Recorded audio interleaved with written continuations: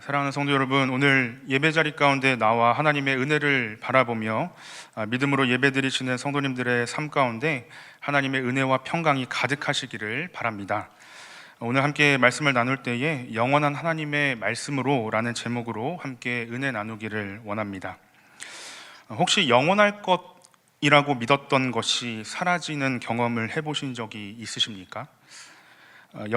화려한 실력을 바탕으로 수많은 우승 트로피와 또 개인 기록을 만들어냈던 스포츠 스타들이 이제 전성기가 지나서 이전의 실력을 보여주지 못할 때, 치고 올라오는 젊은 선수들에게 자신의 영광을 물려줘야 할 때 응원하는 팬의 입장에서 참으로 안타깝고 슬픈 마음이 들 때가 있습니다.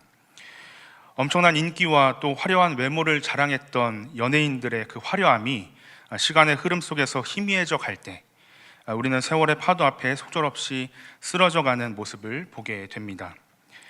그리고 여기에는 지금 우리의 모습도 해당된다라고 생각합니다.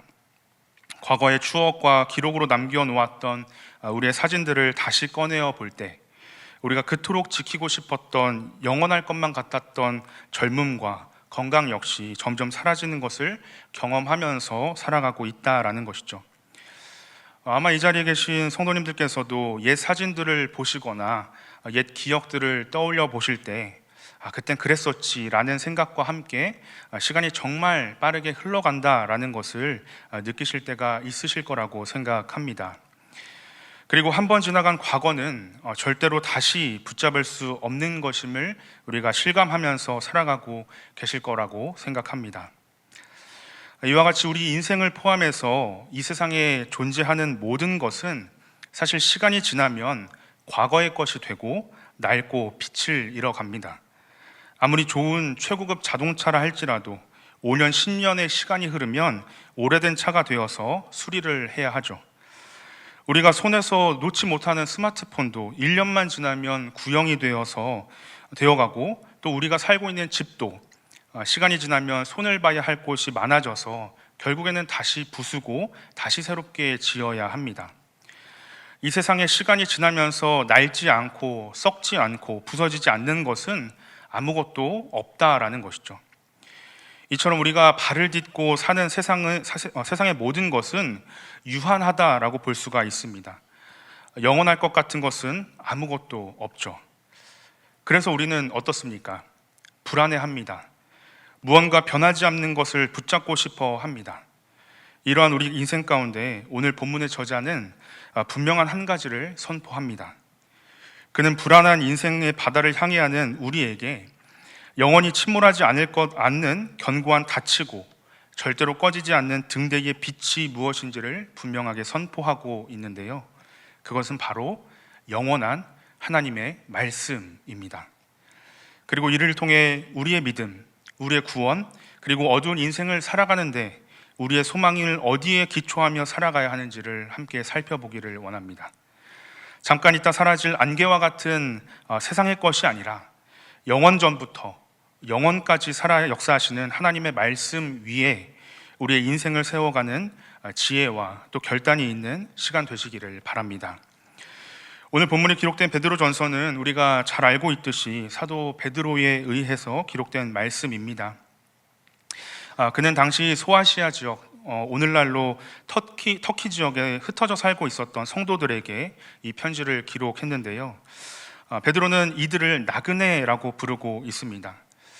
실제로 이들은 자신이 태어나고 자란 고향에서 살고 있었지만 단지 예수님을 믿는다라는 그 이유 하나만 가지고 고향 땅에서 이방인 취급을 받았습니다.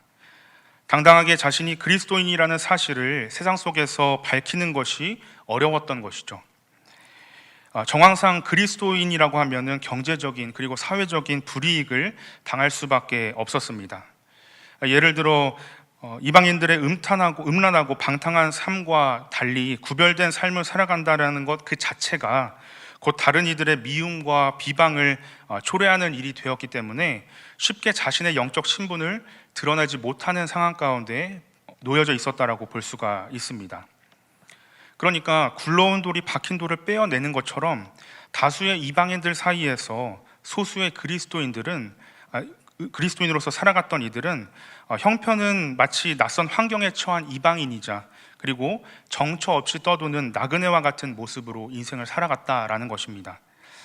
또한 로마 황제를 숭배하지 않는다라는 그런 이유 때문에 세상에 타락한 어떤 그런 가치관을 따르지 않는다라는 이유 때문에 다른 가족들과 또 이웃들로부터 오해와 또 손가락질을 받았습니다. 때로는 아무 이유 없이 고난과 핍박의 위협 속에서 매일의 삶을 불안함 가운데 살아가고 있었던 것이죠. 더욱이 시대적인 상황을 생각해 볼 때에 로마의 황제였던 네로는 로마에서 발생한 이 대화재의 원인을 그리스도인들의 소행으로 몰아세웠고 또 이로 인해서 수많은 그리스도인들에 대한 박해가 일어났는데 그 박해의 불씨가 점점 로마 전역으로 확대되어 가고 있는 상황이었습니다. 때문에 편지를 받았던 이 성도들도 언제 자신들이 박해를 받게 될지 모르는 그런 불안함과 두려움에 사로잡혀 있는 상황이었던 것이죠.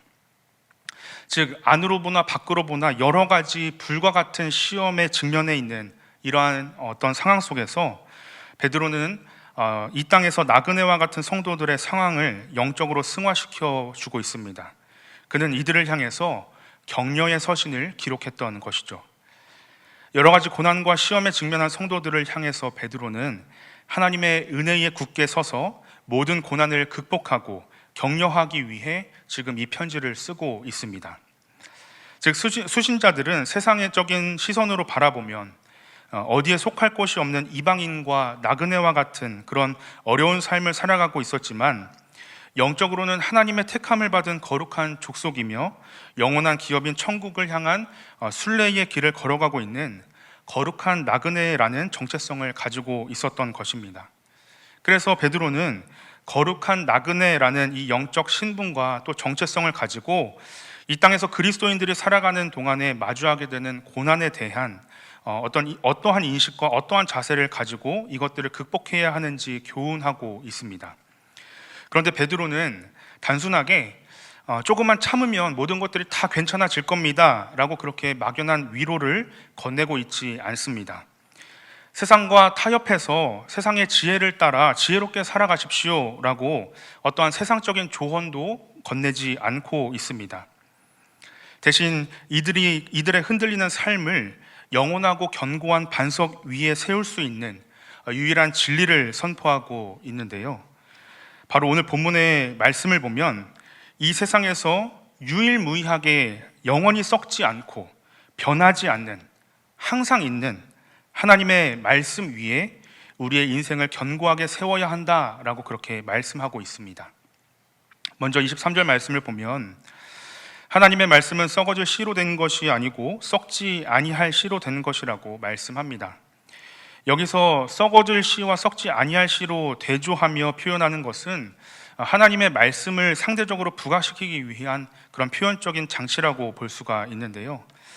그런데 썩지 아니할 씨가 허락한 것이 무엇입니까? 그것은 바로 거듭남입니다. 즉 말씀이 우리를 거듭남으로 인도했다라는 것이죠. 우리는 거듭남이라는 말을 잘 알고 있고 우리가 그 거듭남을 받았다라고 말할 수 있을 것입니다. 그리고 이 거듭남이라는 것을 우리가 생각해 볼 때에 우리는 요한복음 3장에 기록되어져 있는 예수님과 니고데모의 대화를 잠깐 기억해 볼 수가 있어야 하는데요. 이 니고데모는 예수님과의 대화 가운데 거듭남에 대한 확실한 의미를 이해하지 못해서 다시 태어나야 한다라는 그 말을 어머니 뱃속에 들어갔다가 다시 나와야 하는 것으로 잘못 이해했습니다. 그렇다면 이 대목에서 먼저 생각해 봐야 할 것이 있습니다. 과연 우리는 이 거듭남의 의미를 어떻게 이해하고 받아들이며 살아가고 있느냐라는 것입니다.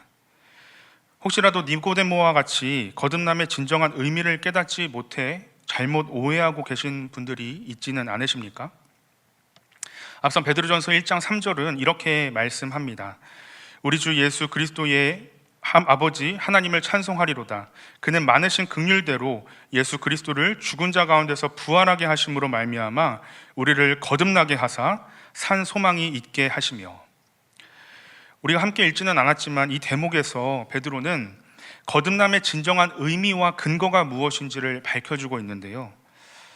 하나님께서는 말씀과 성령의 감화를 통해 예정하고 부르신 자들을 거듭나게 하시는데, 거듭남을 통해 우리는 이전까지 내 스스로를 지배하던 세상의 모든 가치관과 정체성을 벗어버리고 우리의 모든 시선을 하나님께로 돌리게 되었다라는 것입니다. 그렇다면 만약 이와 같이 우리가 거듭남의 의미를 정확하게 이해하고 있다면 다시 새롭게 태어난 자들로서의 온전한 삶을 살아가고 있습니까? 혹시라도 우리의 정체성과 가치관이 변화되어서 하나님만을 바라보는 모습으로 살아가야 한다라고 그렇게 말은 하지만 여전히 뿌리 뽑지 못하고 살아가는 죄악된 모습들이 우리 안에 있지는 않습니까? 분명 우리는 거듭났는데 여전히 온전한 모습으로 나아가지 못한다면 오늘 말씀을 계속 나누면서 우리의 연약함을 돌아보고 다시 한번 영원한 하나님의 말씀 위에 우리의 삶을 온전하게 세우시는 은혜가 있으시기를 간절히 바랍니다. 앞선 3절의 말씀이 거듭남의 근거를 제시하고 있다면 오늘 본문 23절은 우리를 거듭나게 한 수단이 무엇인지에 대해서, 그 수단에 대해서 말씀하고 있습니다. 우리가 거듭남으로 다시 새로운 생명을 얻게 된 것이 죽어 썩어질, 없어질 것으로부터 난 것이 아니고 결코 죽지 않는 것으로부터 생겨났다라는 것입니다. 그리고 그것이 바로 하나님의 말씀이라고 베드로는 선포하고 있습니다. 나아가 오늘 말씀을 살펴보면 베드로는 유한한 인간의 모습과 무한한 하나님의 말씀을 대조적으로 비교하고 있는데요. 유한한 우리의 인생 가운데 무한한 하나님의 말씀이 어떻게 역사하는지를 말씀하고 있다라는 것이죠. 특별히 24절 말씀은 이사야 40장의 말씀을 인용하고 있는데요. 이사야 40장 6절부터 8절까지의 말씀을 보면 말하는 자의 소리여 이르되 외치라 대답하되 내가 무엇이랴 외치리이까 하니 이르되 모든 육체는 풀이요 그의 모든 아름다움은 들의 꽃과 같으니 풀은 마르고 꽃이 시듬은 여호와의 기운이 그 위에 불미라. 이 백성은 실로 풀이로다. 풀은 마르고 꽃은 시드나 우리 하나님의 말씀은 영원히 서리라 라고 말씀하는 것을 보게 됩니다. 과거 이사야 선지자는 이 말씀을 가지고 바벨론의 포로로 잡혀가고 있었던 그 이스라엘 사람들을 위로했습니다. 즉 이스라엘을 억압하는 자들은 언젠가 멸망할 것이지만 이스라엘은 다시 고국으로 돌아오게 될 것이라는 그 하나님의 신실한 약속의 말씀은 절대로 시들지 않고 절대적으로 신뢰할 수 있다라는 사실을 말씀하는 것이죠. 같은 맥락에서 선포하는 오늘 본문의 말씀은 하나님의 말씀에 대한 신실성과 영원성을 강조하고 있습니다. 이를 통해 베드로는 하나님의 말씀이 영원한 효력을 가진다라는 사실을 선포하고 있는데요. 하나님께서 허락하신 말씀은 절대로 일시적인 것이 아니고 한때 피고 자라는 풀의 꽃과 달리 영원히 시들지 않고 그 생명력이 영원히 지속되는 생명 그 자체를 의미하는 것입니다. 그렇다면 과연 그 말씀이 누구를 지칭하는 것일까요? 바로 우리를 거듭남으로 인도해 주시는 구원자 예수 그리스도이십니다. 예수님께서는 이 땅 가운데 영원히 계시며 구원을 이루어 주시는 하나님의 말씀이 되시는 분이십니다. 즉 때로는 우리가 나그네와 같은 고난과 역경의 인생을 살아간다 할지라도 영원히 사라지지 않고 이 땅에서 우리를 유일하게 구원의 길이 되어 주시는 그 예수 그리스도를 온전히 바라보면서 믿음으로 나아가야 한다라는 것이죠.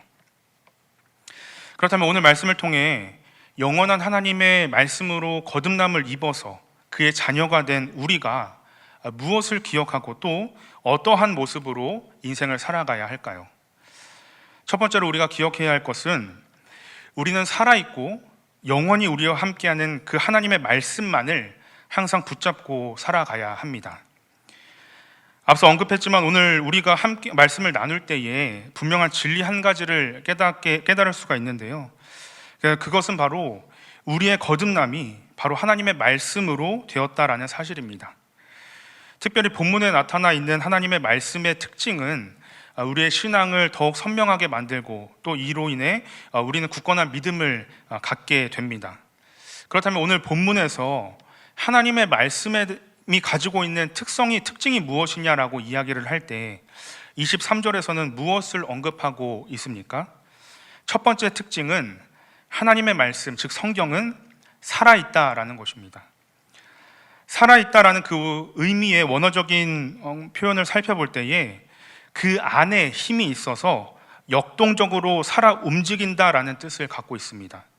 즉 말씀 그 자체가 생명력이 있다라는 뜻입니다. 그 생명력은 죽은 것도 다시 살리는 능력이 됩니다. 즉 하나님의 말씀은 죽은 것을 살리는 생명의 근원이 된다라는 것이죠.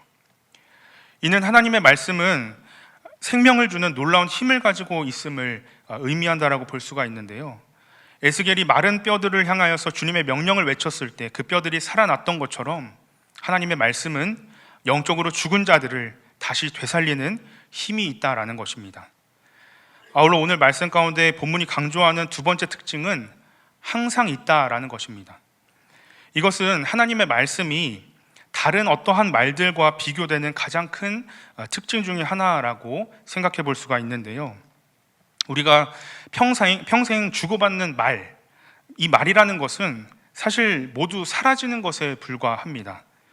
아무리 좋은 말과 칭찬이라 할지라도 그 의미를 받아들이는 사람에게 그 말이 평생 마음에 아니면은 생각 속에 각인이 되어서 그 사람의 삶을 좌지우지하는 경우는 거의 없습니다. 물론 어떤 경우에 있어서는 누군가가 건넨 말 한마디가 어떠한 사람의 인생을 변화시키는 촉매제가 되는 경우가 있지만 일반적으로 많은 사람들에게 일어나는 일들은 아니다라는 것이죠. 세상에서 우리가 주고받는 말들은 너무나도 쉽게 잊혀지게 됩니다. 그러나 살아있어서 항상 우리 곁에 있는 그 하나님의 말씀은 어떻습니까? 절대로 변하거나 사라지는 것이 아닙니다. 이 하나님의 말씀인 성경은 2000년이라는 넘는 시간 동안 우리의 곁에서 살아서 실질적으로 우리의 삶을 이끌고 변화시키는 하나님의 말씀입니다. 이 사실을 꼭 믿으시는 성도님들 되시기를 바랍니다. 세상의 역사를 한번 생각해 보십시오. 많은 사람들이 수도 없이 이 하나님의 말씀을 억압하고 올가매었고 지금도 하나님의 말씀을 비방하고 그리고 거짓말이라고 음해하면서 심지어 이 말씀을 불태우기도 합니다. 그럼에도 불구하고 사도행전 19장 20절 말씀처럼 하나님의 말씀이 주는 생명으로 인해서 세상 속에서는 여전히 주의 말씀이 힘이 있어 흥왕하여 세력을 얻는 줄로 믿으시기를 바랍니다. 그렇기 때문에 우리는 하나님의 말씀이 영원히 우리의 삶을 붙들고 이끌어 가시면서 우리에게 새로운 생명을 주시는 것임을 기억해야 합니다. 그리고 그 말씀에 온전히 사로잡혀서 말씀이 이끄시는 대로 우리의 삶을 순종하면서 살아가야 한다는 것 또한 기억하실 수 있기를 바랍니다. 두 번째로 영원한 하나님의 말씀만을 바라보면서 허무한 세상을 집착하지 말아야 합니다. 앞서 언급한 것처럼 본문 24절의 말씀은 이사야서의 말씀을 인용한 것인데요. 이 말씀을 통해 항상 있고 살아있는 그 하나님의 말씀과 반대되는 이 세상의 한계를 분명하게 설명하고 있습니다. 또한 이 땅 가운데 유한한 존재로 살아가고 있는 인간의 한계에 대해서도 생각해 보게 됩니다. 특별히 오늘 본문의 저자인 베드로의 모습을 우리가 잠깐 생각해 보기를 원하는데요. 베드로가 어떠한 사람이었습니까?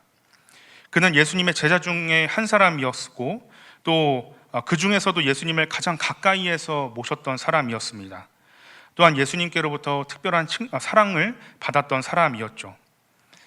하지만 베드로는 성격이 매우 급한 사람이었습니다. 그리고 많은 사람들의 박수와 관심을 받는 것에 큰 관심을 보였던 사람이기도 했습니다. 그래서 그는 예수님께 인정을 받기 위해서 남들보다 가장 먼저 대답하고 누구보다 먼저 행동이 앞섰던 사람이었습니다. 어떻게 보면 세상에서 가질 수 있는 영광, 사람들의 모든 시선과 영광을 바라보면서 살았던 사람이었다라고 생각해 볼 수가 있죠. 이러한 베드로가 선지자 이사야의 말씀을 통해서 이 세상이 얼마나 허망한 것인지에 대한 교훈을 하고 있다는 사실은 그의 인생에 수많은 변화가 일어났음을 우리가 깨닫게 됩니다. 그가 가지고 있었던 사고방식이 바뀌었고 관심사도 바뀌었고 삶을 만족하는 그 만족의 원인도 바뀌었습니다. 자기 중심적으로 땅만 바라보면서 살아갔던 관점이 바뀌어서 이제는 하늘을 바라보고 하나님 중심으로 살아가게 되었다라는 것이죠. 즉 이렇게 베드로에게는 전 인격적인 변화가 이루어졌습니다. 그렇다면 베드로의 인생을 바라볼 때 그에게 이러한 엄청난 변화가 찾아오게 된 원인은 어디에 있었던 것일까요? 베드로의 어떤 인간적인 노력이 이러한 변화의 모습을 가능하게 만들었던 것일까요? 스스로 내렸던 결단과 다짐, 그리고 의지적인 노력이 베드로 내면에서 일어나는 사고방식과 행동과 관심사와 가치관의 변화까지 불러왔던 것일까요? 물론 여기에는 인간적인 노력, 즉 스스로의 노력을 완전히 배제할 수는 없을 것입니다. 하지만 우리가 의지적으로 노력하면 우리의 겉모습은 바뀔 수가 있습니다. 하지만 우리의 내면은 이 세상 그 누구가 아닌 오직 성령 하나님의 역사하심에 따라서, 즉 히브리서 4장 12절 말씀과 같이 좌우에 날선 어떤 검보다 예리하여 혼과 영과 및 관절과 골수를 찔러 쪼개기까지 하며 또 마음의 생각과 뜻을 판단하시는 그 하나님의 말씀으로 이루어진 것임을 우리가 기억해야 합니다. 이 하나님의 말씀만이 우리를 근본적으로 바꿔 변화시키게 됩니다.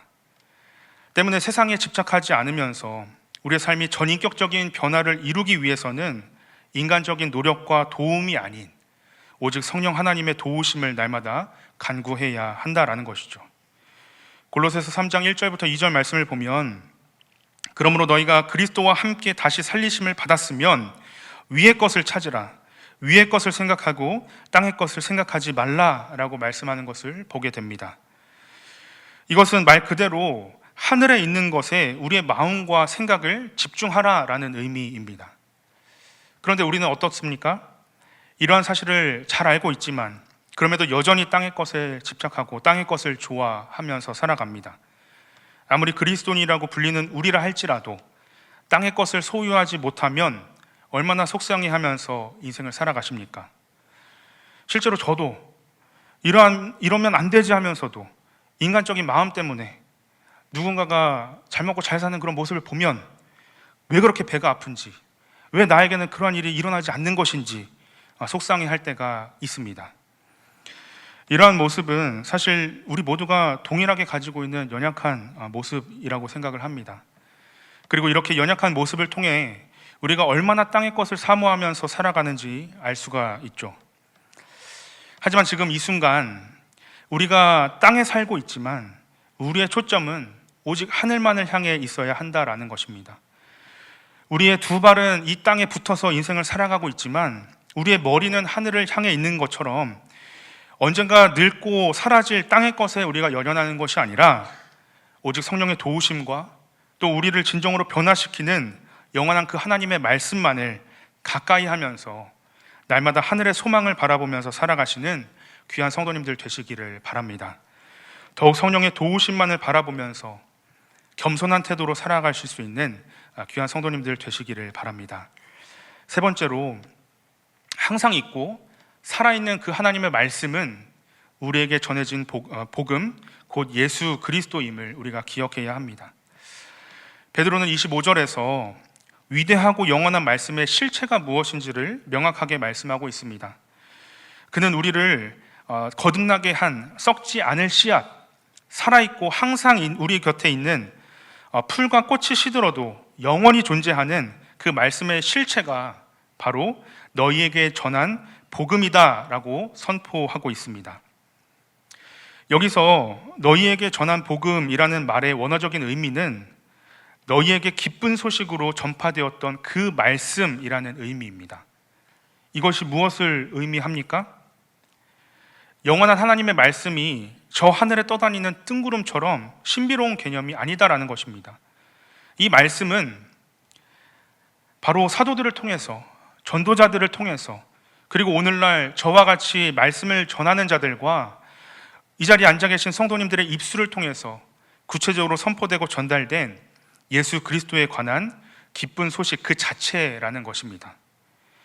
예수님이 누구이시며 우리의 죄를 위해 어떠한 일을 하셨고 어떻게 죽으셨고 어떻게 부활하셨는지, 그리고 궁극적으로는 그를 믿는 자들에게 어떠한 영원한 생명을 주셨는지에 관한 그 소식, 이것이 바로 복음이며, 이 복음이 바로 수많은 고난과 역경이 물밀듯이 밀려오는 나그네와 같은 인생길에서 우리를 거듭나게 하고 영원히 서게 하는 하나님의 말씀의 실체라는 것이죠. 망망대해에서 배가 파손되어서 거친 파도 속에서 허우적거리는 한 사람이 있었습니다. 그는 주변에 부서진 배의 잔해들을 바라보고 화려한 깃발과 값비싼 물건들이 둥둥 떠다니는 것을 보고 있었습니다. 마치 이것들은 바로 세상의 풀과 꽃과 같은 영광이라고 생각해 볼 수 있겠죠. 그것들을 붙잡으려고 했지만 거친 파도 속에서 그를 구원해 주는 것은 아무것도 없었습니다. 절망 속에서 죽음의 그림자가 닥쳐왔을 때 저 멀리 한 줄기 빛이 보입니다. 육지에 굳건히 서서 변함없이 빛을 비추는 등대의 불빛이었습니다. 그 빛을 보는 순간 그에게는 살 수 있다라는 소망이 생겼을 것입니다. 그는 더 이상 주변의 쓰레기들을 붙잡지 않고 오직 등대의 불빛만을 향해서 필사적으로 헤엄쳐 갈 것입니다. 죄악된 바다에 빠져서 죽어가던 우리에게 예수 그리스도의 복음은 바로 이 등대의 불빛과 같은 것이라는 것이죠. 세상에 부서진 조각들을 붙잡고 허우적거리는 우리에게 영원한 생명이 여기에 있다고 비추어주는 그 구원의 빛이 바로 그리스도의 복음입니다. 이 복음이 우리 귀에 들렸을 때 성령님께서 역사하셔서 그 빛을 향해 걸어가게 하셨고, 결국 우리는 구원의 반석 위에 선 자들이 되었습니다. 그렇다면 그 영원한 말씀인 복음을 오늘 우리의 삶에서 어떻게 비추어야 할까요? 우리는 매일 복음의 감격과 능력을 새롭게 경험해야 합니다. 성경책을 단순히 경건의 액세서리로 지식을 쌓는 교과서로 대하는 것이 아니라 우리는 영원한 하나님의 말씀을 펼쳐야 합니다. 말씀을 읽고 묵상하면서 온전히 그 말씀에 사로잡혀서 말씀을 의지하며 살아가는 존재가 되어야 한다라는 것이죠. 어떤 이들은 이렇게 얘기합니다. 성경이 전부냐? 터부시하는 사람들도 있을 수 있겠지만 인생의 수많은 문제 앞에서 우리가 정답을 찾을 수 있는 것은 오직 하나님의 말씀밖에 없음을 기억하시는 성도님들 되시기를 바랍니다. 그래서 세상을 향해 오직 하나님의 말씀만으로 싸워 승리하고 이겨내시면서 굳건히 서실 수 있는, 하나님의 말씀으로 무장되어 영원한 하나님의 말씀만으로 승리하며 살아가시는 귀한 성도님들의 삶이 되시기를 바랍니다. 말씀을 마무리하겠습니다. 우리는 세상 속에서 나그네와 같은 인생을 살아갑니다. 한 치 앞도 예측할 수 없으며 우리의 인생은 짧고 세상의 영광은 유한합니다. 하지만 오직 하나님의 말씀만이 굳건히 서서 우리에게 영원한 빛을 비춰주고 있습니다. 바라기는 오늘 이 자리에 계신 우리 모든 성도님들의 인생의 모든 순간 속에서 영원한 하나님의 말씀, 능력의 복음을 삶의 유일한 등대로 삼으며 살아가시기를 바랍니다. 매일 말씀을 통해 거듭난 생명의 감격을 누리십시오. 흔들리는 세상 속에서 변치 않는 약속을 붙잡으시기를 바랍니다. 이 구원의 복음을 힘써 증거하는 삶으로 살아가시기를 바랍니다. 그래서 예수 그리스도의 복음으로 우리의 삶의 전체가 영원한 하나님의 말씀 위에 세워진 견고한 집이 될 수 있기를, 영원한 하나님의 말씀만 붙잡고 죄악된 세상 가운데 승리하며 살아가는 와우리교회 모든 성도님들의 삶이 되시기를 간절히 축복합니다.